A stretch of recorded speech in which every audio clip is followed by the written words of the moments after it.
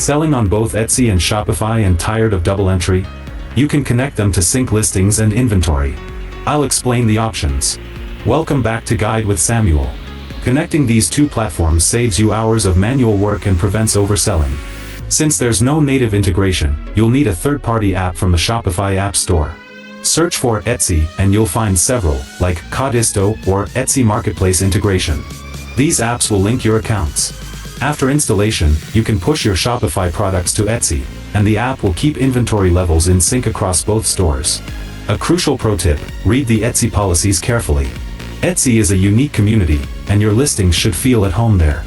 Avoid using the exact same generic product descriptions from Shopify. Tailor them to Etsy's handmade, vintage, or craft-focused audience for better results. And just like that, you can manage two stores from one dashboard. Syncing your operations lets you focus on creating products, not updating spreadsheets. Which platform do you get more sales from, Etsy or Shopify? For your final question, subscribe for our next video on how to use Shopify dropshipping apps. Thanks for watching.